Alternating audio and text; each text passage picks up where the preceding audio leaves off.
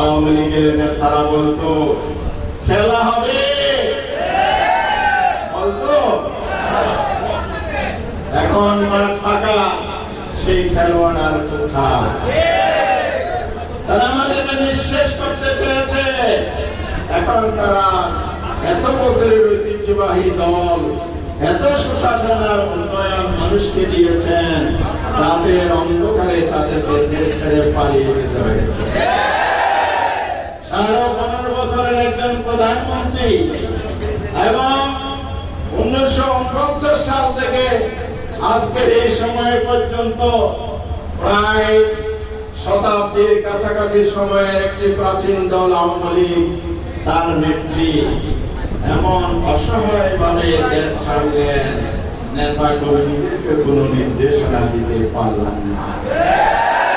এমন রাজনীতি আপনারা করেন, দেশের মানুষের উপর কি অত্যাচার আপনারা করেছেন, আপনারা এখন সাহস পাচ্ছেন না জনগণের সাথে বসবাস করতে।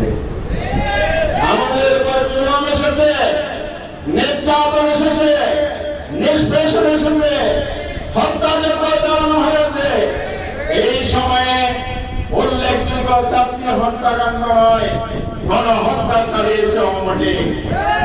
একটা হলো 2009 সালের 25শে ফেব্রুয়ারি বিডিআর হত্যাকাণ্ড, 57 জন সামরিক চৌকস মেধাবী অফিসারকে হত্যা করা হয়েছে। প্রকৃত অর্থে এটা ছিল একটি গণহত্যা। 2013 সালে ইমানি আন্দোলনের নামে নাস্তিক মুরতাদদের বিরুদ্ধে হেফাজতে ইসলাম উলামায়ে কেরাম শাপলা চত্বরে জমায়েত হয়েছিল।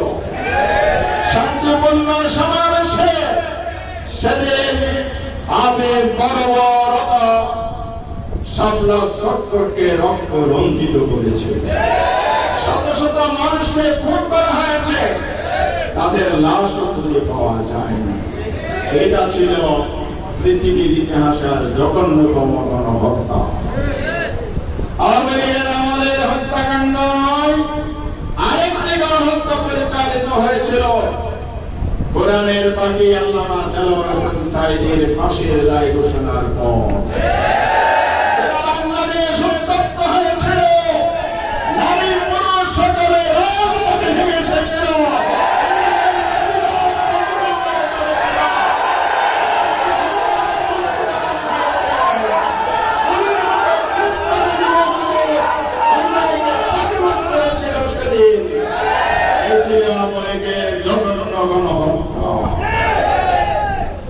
সর্বশেষ গণহত্যা চালানো হয়েছে 2024 সালের জুলাই মাস, আগস্ট মাস।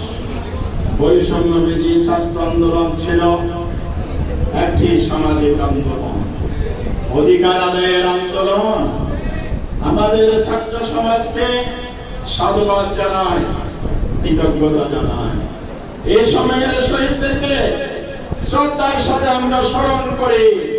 তাদের ত্যাগ কুরবানির মধ্য দিয়ে এই জাতি দুঃশাসন থেকে মুক্ত হয়েছে। 15 বছর রাজনৈতিক আন্দোলন আমরা করেছিলাম, এর মধ্য দিয়ে জনগণ সংগঠিত হয়েছিল। গোটা বাংলাদেশ সেদিন উত্তপ্ত বিস্ফোরণোন্মুখ একটি গোলাবারুদে পরিণত হয়েছিল। কিন্তু আমরা আন্দোলনের মাধ্যমে সুফল আনতে পারি নাই।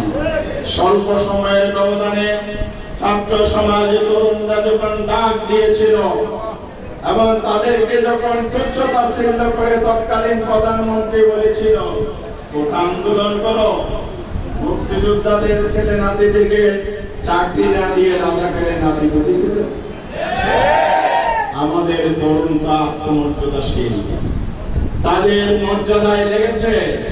ঢাকা বিশ্ববিদ্যালয় সহ সারা দেশের শিক্ষাঙ্গনের ছাত্র ছাত্রীরা রাজপথে নেমে এসে স্লোগান দিয়েছিল, তুমি কে, আমি কে, রাজাকার।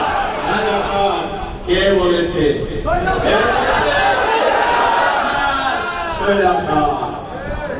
সেদিন ছাত্র জনতার এই পদধ্বনি গোটা বাংলাদেশে ছড়িয়ে পড়ে। রংপুরের আবু সাইদ রাস্তায় নেমে আসে। ইসলামী ছাত্র শিবিরের কবি আবু সাইদ সেদিন স্লোগান লিখেছিল, বুকের ভেতর অনেক জল, বুক পেতেছি গুলি গুলির সামনে বুক পেতে দিয়ে জানলা হয়ে পড়েছিল রাজপথে লুটিয়ে। তিনি দুনিয়া থেকে চলে গেছেন, কিন্তু বাংলাদেশকে পথ দেখিয়েছেন। এ জাতি পথের দিশা পেয়েছে, আন্দোলন ঘুরে দাঁড়িয়েছে, যার শেষ পরিণতিতে বিজয় সূচিত হয়েছে 5ই আগস্ট। সেদিন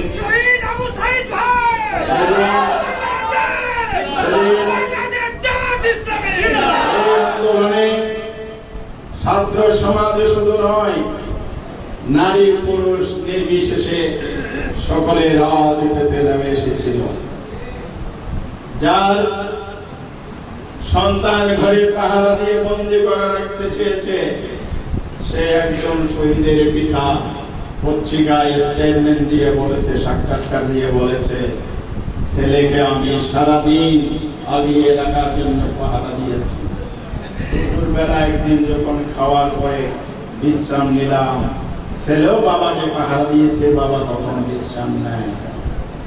সে বুঝতে পেরেছে, আমার বন্ধুরা, আমার দেশের নাগরিকরা, আমার দেশের নারী পুরো রাস্তায় নেমেছে, আমি কিভাবে আজ করে বসে থাকি? বিবেকের তাড়া নাই, সেই ঘর থেকে বেরিয়ে গেছে, পরে লাশ সরিয়ে ফিরেছে। তবে সে কথাই বাবার সাক্ষাৎকারে বলে আসছে। এক নারী আমাদের বোন, তিনি মাত্র 1.5 বছরের শিশুকে তুলে নিয়ে রাস্তায় চলে আসে। সাংবাদিকরা প্রশ্ন করেছে, আপনি কেন আসলেন? পাশের একজনকে জিজ্ঞেস করলো, সন্তানরা জীবন দিচ্ছে আর আমি ঘরে বসে থাকবো? এদের আমার সন্তানকে নিয়ে আমি এসেছি। তিনি 1.5 বছরের একজন শিশু বলে তাকে যখন জিজ্ঞেস করলো, দুধের বাচ্চা নিয়ে এখানে আসলেন? বলে, আমার তো বড় সন্তান নাই, যেটা আছে সেটা নিয়ে আমি হাজির হয়েছি। এই চেতনায় উজ্জীবিত হয়েছে পুরো জাতি। বহু বহু গুলি আছে, সে গুলির মুখে লাশ পড়েছে, লাশের পর লাশ, রক্তের বন্যা, রাজপথ রক্তাক্ত হয়েছে, কারো পথ রঞ্জিত হয়েছে। মিছিল, স্লোগান, আন্দোলনের যাত্রা, অভিযান থামে নাই সেদিন।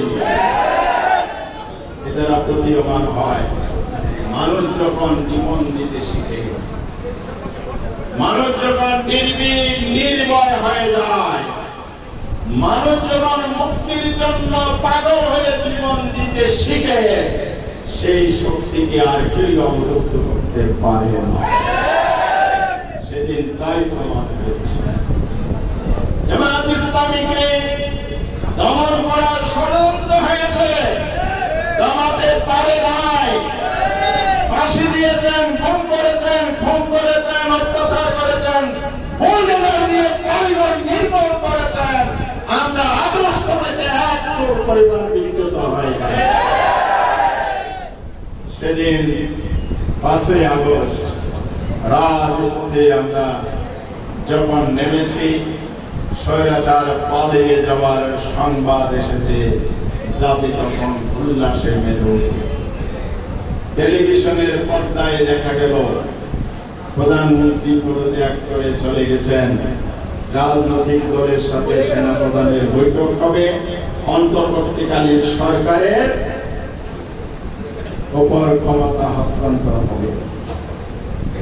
আমরা টেলিফোন পাই, ছুটে যায় সেই ক্যান্টনমেন্টে।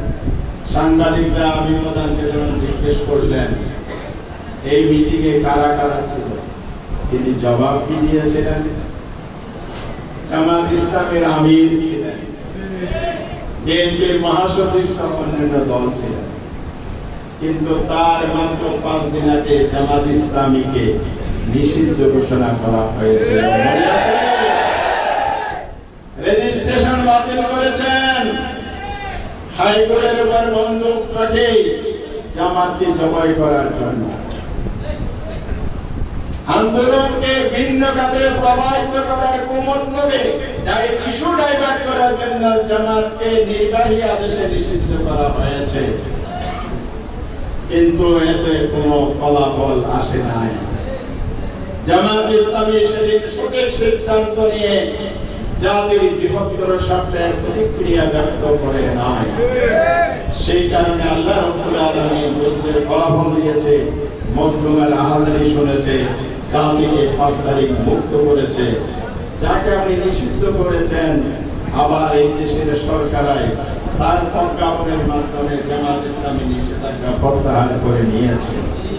এ দ্বারা বোঝা যায় সত্যের পথে অবিচল থাকলে, সংগ্রাম যদি আপনি অবিরাম থাকেন, অবিচল থাকেন, আপোষহীন থাকেন, আল্লাহর উপর তাওয়াক্কুল করে সাহসিকতার এগিয়ে যান, তাহলে ইনশাআল্লাহ কেউ আমাদের কাছ থেকে যেতে পারবে না। আজকের এই কর্মী সম্মেলন থেকে আমি আহ্বান জানাবো, দেশ মুক্ত হয়েছে, কিন্তু দেশ ষড়যন্ত্র থেকে মুক্ত হয় না। এখনো ফেসিবাদের প্রেতাত্মারা জায়গায় জায়গায় বসে আছে। আধিপত্যবাদীদের ষড়যন্ত্রের জাল বিস্তৃত হচ্ছে।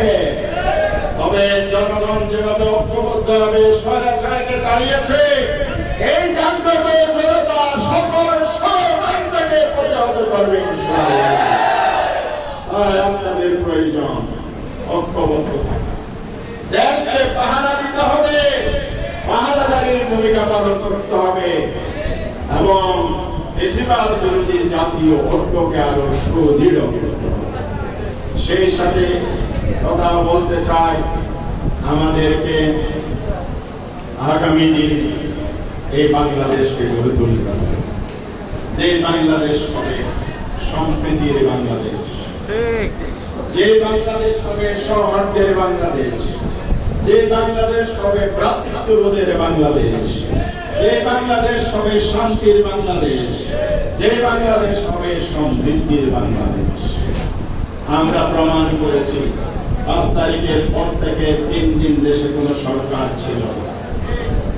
আমাদের ভাইরা মন্দির পাহারা দিয়েছে, কারণ আমরা মনে করি এরা দেশের নাগরিক। আমাদের ভাইরা থানা পুলিশকে পাহারা দিয়েছে, আমরা মনে করি অপরাধ করলে আইনের আওতায় এনে শাস্তি হবে, আইন হাতে তুলে নেওয়া যাবে না। যদি আইন হাতে তুলে নেন, তাহলে আপনি সেই আওয়ামী লীগের চরিত্রে আপনি বহিঃপ্রকাশ ঘটাবেন। এজন্য জামাত ইসলামী একটি আদর্শবাদী দল হিসাবে তার নিজের দায়িত্ববোধ থেকে সেই ভূমিকা পালন করেছে, যেটা জাতির সাক্ষী আছে আমাদের অবদান এবং ভূমিকা কি ছিল। আমরা শহীদ পরিবারের ধারে ধারে গিয়েছি, নিহতদের 2 লক্ষ টাকা দিয়েছি মাথা পিছু, আর আহতদের রোগীর চিকিৎসা আমরা করেছি। এখনো অব্যাহত আমরা চালিয়ে যাচ্ছি।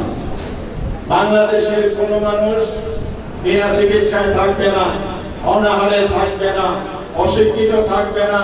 বাংলাদেশের কোন মানুষ নিরাপত্তাহীন থাকবে না। এটাই জামাত ইসলামীর কর্মসূচি, এটাই জামাত ইসলামীর কার্যক্রম। সেই জন্য এই কর্মসূচি নিয়ে আমাদের এই কর্মী বাহিনীকে মানুষের দ্বারে দ্বারে বসতে হবে। আজকে যে মুক্ত পরিবেশের বিচরণের সুযোগ পেয়েছেন, এটা আল্লাহ তাআলার অপরন্ত নিয়ামত। এই নিয়ামতকে কাজে লাগে প্রতিটি কর্মীকে একটি বিপ্লবের দাওয়াত নিয়ে মানুষের ধারে ধারে ঘরে ঘরে পৌঁছতে হবে। পারবেন? আপনি দিনের দাঈ আল্লাহ হিসাবে দাওয়াতের দ্বীন চেতনা নিয়ে মানুষের কাছে যাবেন, মানুষকে বোঝাবেন ফেসিবাদের দিন শেষ। আরেক ফেসিবাদের আগমনের পথ রুদ্ধ করতে হবে। সোনার নতুন বাংলাদেশ গড়তে হলে সৎ চরিত্রবান দক্ষ ভাগ্যবান মানুষদের কাছে ক্ষমতা অর্পণ করতে হবে। সেই মিশন নিয়ে আপনারা আমাকে নামেন, পাড়ায় পাড়ায় সংগঠন গড়ে তোলেন, প্রতিটি পাড়ায় মহল্লায় জামাত ইসলামের ইউনিট কায়েম করেন। সেই সাথে দুঃখ দুর্দশাগ্রস্ত মানুষের পাশে দাঁড়ান। জামাত ইসলামের 2য় দফা কর্মসূচি মানুষের কল্যাণ, সমাজের কল্যাণ। এই রাজনৈতিক কর্মসূচি, দাওয়াতি কর্মসূচি সাংগঠনিক কর্মসূচির পাশাপাশি সামাজিক কর্মসূচিকে জোরদার করুন। এটা নবীর সুন্নাহ, সাহাবীদের আদর্শ। এর মধ্য দিয়ে মদিনার রাষ্ট্র কায়েম হয়েছিল। সেই চরিত্র নিয়ে জামাত ইসলামী ছাত্র শিবিরের কর্মীদেরকে মাঠ ময়দানে ঝাঁপিয়ে পড়তে হবে। এর বেশি দূরে নয়। আজকে দেশব্যাপী যে গণ আকাঙ্ক্ষা তৈরি হয়েছে, মানুষের মধ্যে প্রত্যাশা তৈরি হয়েছে। ভাইরা আমার, অনেক কিছু এই দেশে দেখেছি, একবার অন্তত কোরআনের শাসন দেখতে চায়, ইসলামের শাসন দেখতে চায়। দেশবাসী প্রতিজ্ঞা রয়েছে আপনাদের হাতে দায়িত্ব অর্পণ করার জন্য। এই জন্য মানুষের প্রত্যাশা পূরণে অনেক বেশি ত্যাগ স্বীকার করতে হবে, অনেক বেশি পরিশ্রম করতে হবে, অনেক বেশি মানুষের কল্যাণের জন্য আপনাদেরকে ভূমিকা পালন করতে হবে।